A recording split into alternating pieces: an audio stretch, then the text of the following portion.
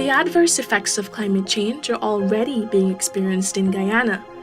Since the 1960s, the country has observed increases in temperature, sea level, more intense rainfall, and dry weather.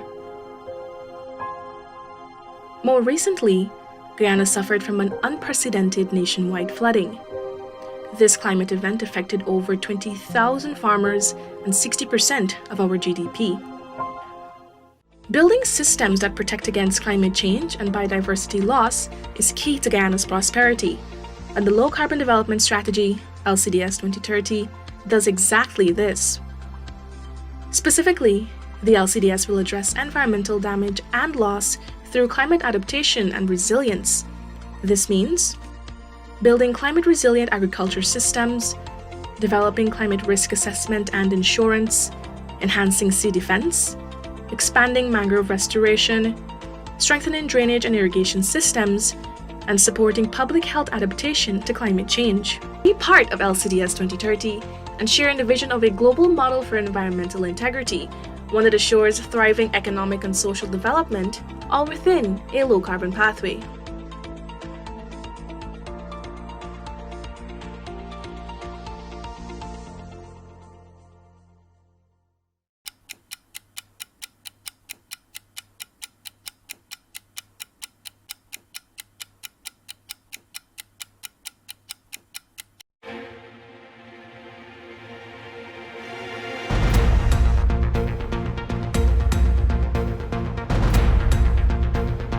This is your News Source Evening Bulletin for today, Friday, the 3rd day of June in the year 2022.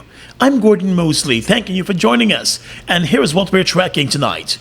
Police in Region 4 will be having a greater presence in several communities that are considered at-risk communities to interact more with citizens and especially the youth population in those communities.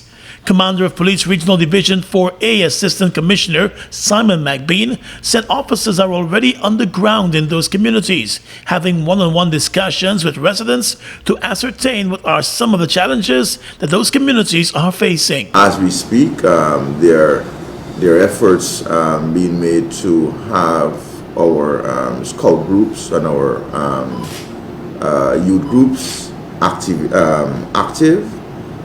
in all our communities, especially places like All Boys Town, Agricola, Sophia, Tiger Bay, etc. The Assistant Commissioner explained that it is important to have influential persons within the communities on board the move to assist the police force in its quest to create good community and police relations. So we have been actively working, and we have been working also with our religious leaders within these communities. I've had personal engagement with several religious leaders who has come on board and have been playing a great part in supporting us throughout this venture. According to Mr. McBean, there are already some challenges in terms of meeting specific target groups in the communities at specific times. We are getting there in the sense of finding that common time that we can successfully meet, or most persons. What we have been doing is we have been meeting persons as they are available at the moment. So, and that's the reason why we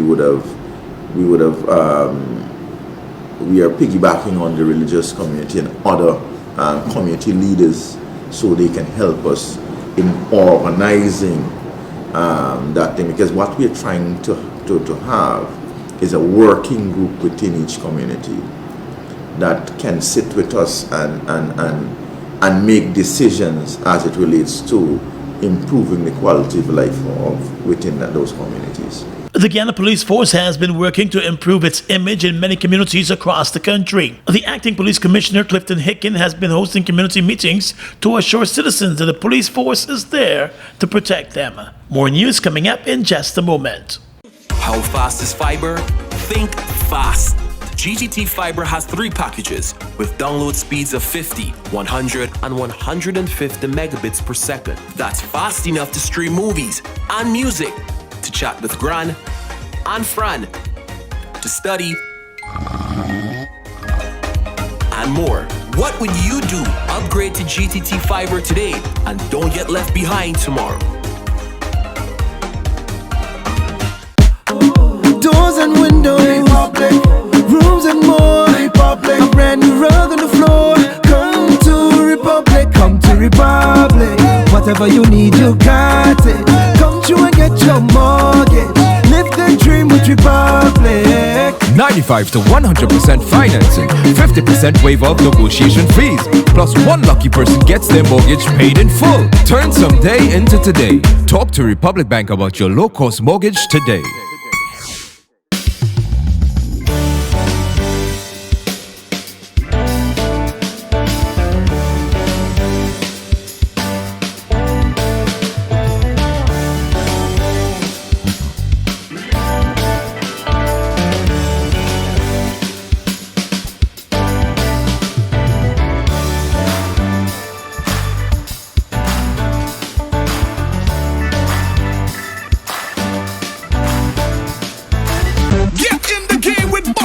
Win a full gaming setup, Xbox X, gaming chair, gaming speaker and headset, or any of over 60 weekly prizes like Oculus Quest 2, Mini 2 drone, Nintendo Switch, and many more top gaming prizes. Check below for details.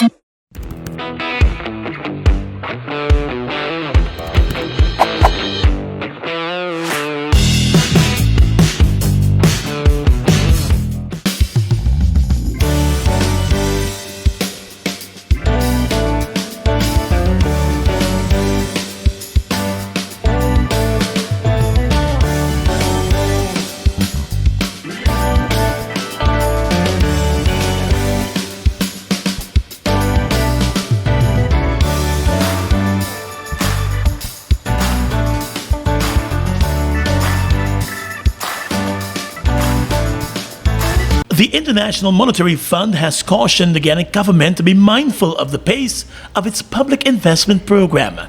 In a preliminary report issued following rounds of consultations in Guyana, the IMF is recommending that the Guyana government makes a feasible and moderate increase in public investment and further strengthen the medium-term framework for fiscal policy. The IMF has, however, welcomed the emphasis on public investment and policies to sustain growth into the longer term.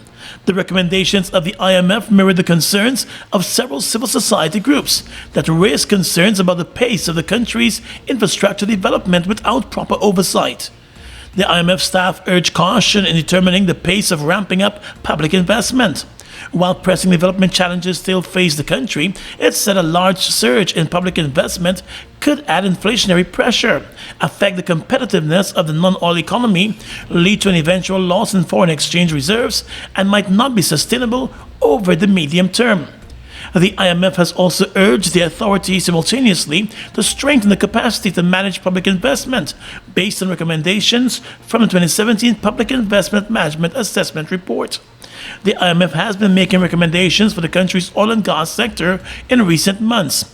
But the Vice President Bawar Jagdeo declared last week that the government cannot and will not adhere to many of the IMF recommendations, since it is of the view that many of those recommendations are not feasible in the Guyana context. On the other hand, the IMF has hailed the Guyana government for putting measures in place to stabilize the country's economy following the 2021 floods and the impact brought on due to the COVID-19 pandemic.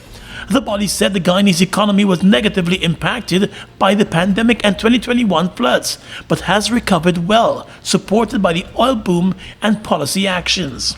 The IMF said although the current account deficit widened significantly in 2021, in part reflecting increased capital imports, the foreign exchange reserve position improved due to the new special drawing rights allocation. The report also said that after deteriorating in 2020, the fiscal position remained appropriately supportive in 2021. The government also scored high marks from the IMF for providing cash grants to citizens, as well as amending the Natural Resource Fund Act. From next week, the Ministry of Health will be stepping up its COVID-19 vaccination campaign again, this time targeting children between the ages of 5 and 11 years old. The Minister of Health, Dr. Frank Anthony, has announced that vaccines will be available for the 5 to 11 years category from next week. From next week, we will be introducing the vaccines for children 5 to 11 years of age. These are special formulation. This is not the regular vaccines that we've been giving. This would be a special vaccine made by Pfizer, especially for this age category. The vaccines for the children form part of a donation from the government of Spain of 50,000 doses of COVID-19 vaccines. Half of that amount are the ones intended for children. Guyana is also expecting to receive additional vaccines later this year through the COVAX initiative. We have limited supply, and so it would be on a first-come, first-served basis when we start rolling this out. We would have enough vaccines for 25,000 children in the first tranche of vaccines that we'll be giving.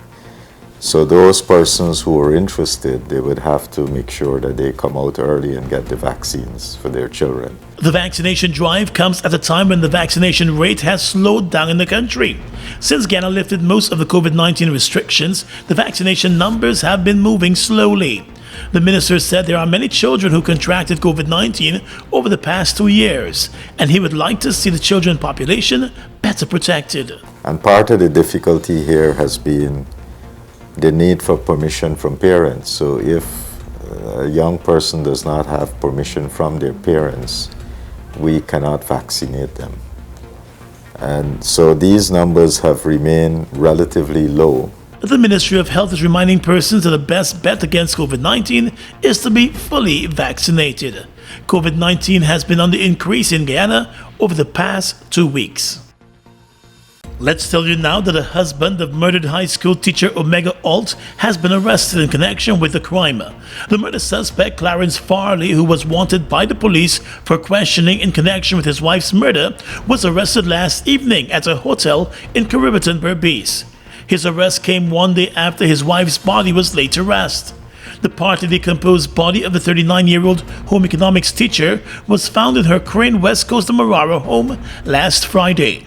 A post-mortem examination revealed that she died from blunt trauma to the head and bleeding of the brain. Investigators believe that she was beaten to death. The husband's car was found abandoned at Covaden on the east bank of the Marara earlier this week. Police said his arrest last evening was as a result of investigators receiving a tip-off about his whereabouts.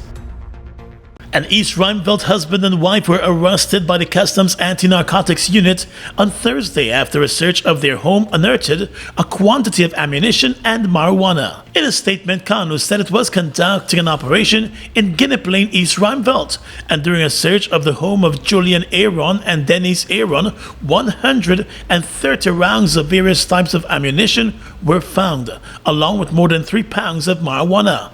The couple was immediately taken into custody as an investigation was launched into the discovery.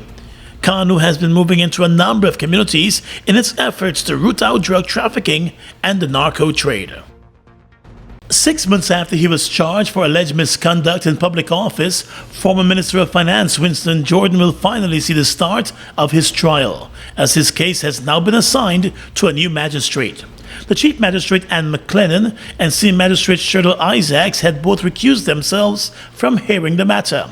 The Chief Magistrate had recused herself because of the presence of one of her colleagues who was a former magistrate on Mr. Jordan's legal team. Magistrate Isaacs had indicated that some of her relatives are known to Mr. Jordan. The case has now been transferred to the Court of Magistrate Lerone Daly and is expected to begin soon. The charge against Jordan is in relation to the sale of war facilities to the BK Marine Company by the former government, as the then Finance Minister Winston Jordan was required to sign the vesting order for the sale, which had an agreement reached under the previous PPP civic government. Jordan has always declared his innocence and has accused the current government of coming up with a trumped-up charge in an effort to silence his regular criticism of the government's handling of the economy since it took office. Doors and windows, Republic. Rooms and more, Republic. A brand new rug on the floor. Come to Republic, come to Republic. Whatever you need, you got it. Come through and get your mortgage. Live the dream with Republic. 95 to 100% financing, 50% waiver of negotiation fees, plus one lucky person gets their mortgage paid in full. Turn someday into today. Talk to Republic Bank about your low-cost mortgage today. Have you heard the news? The CPL is back. Yes! The finals coming to Guyana. Absolutely brilliant. It's going to be a carnival of cricket. It's going to be a carnival of cricket. It's going to be a carnival of cricket.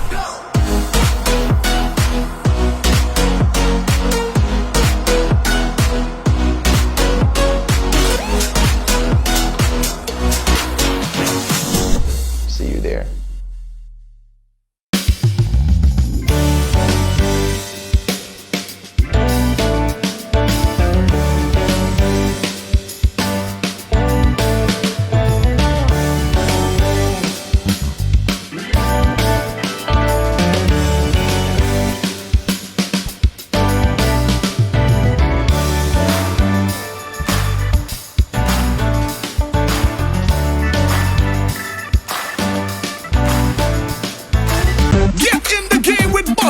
Win a full gaming setup, Xbox X, gaming chair, gaming speaker and headset, or any of over 60 weekly prizes like Oculus Quest 2, Mini 2 drone, Nintendo Switch, and many more top gaming prizes. Check below for details. Fuel it up and drive, Super 95. Tune up. Fuel it up and drive, Super 95. Tune up. Protect your fuel system, boy. High mileage and performance, boy. Guy Super 95 gasoline gives you more reasons to drive and is available at 56 service stations nationwide. For affordable price, high performance, and high mileage, choose Guy Super 95 gasoline. Fuel it up and drive.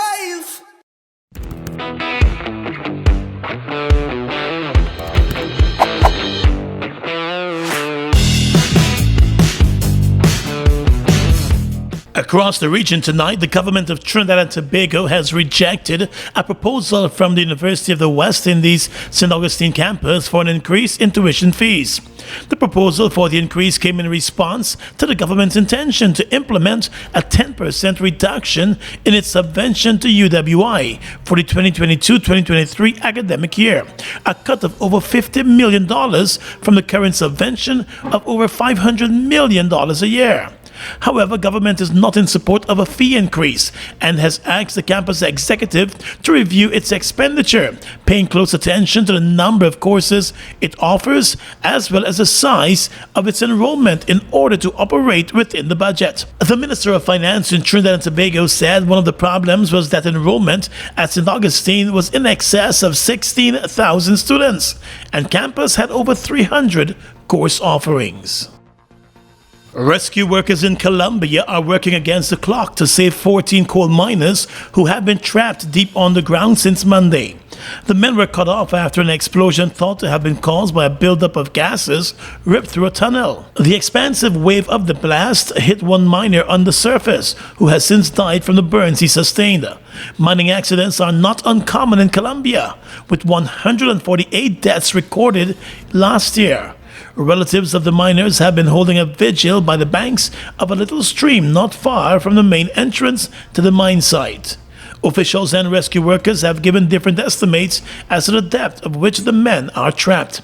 The regional mining secretary said that they were 650 feet below the ground. And finally tonight, international news. In Nigeria, more than 2,000 confiscated motorcycle taxis are being crushed in Nigeria's biggest city, Lagos, following a ban on the vehicles known as Okadas.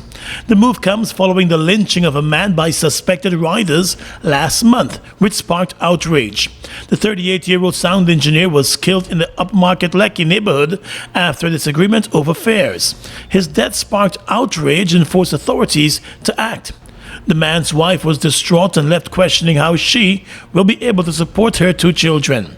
The ban has had a mixed reaction from residents in Lagos, with some saying the riders drive dangerously, while others say that the riding provides vital work for young people. And that's your News Source Evening Bulletin for tonight and this week. I'm Gordon Mosley reporting and encouraging you to stay safe.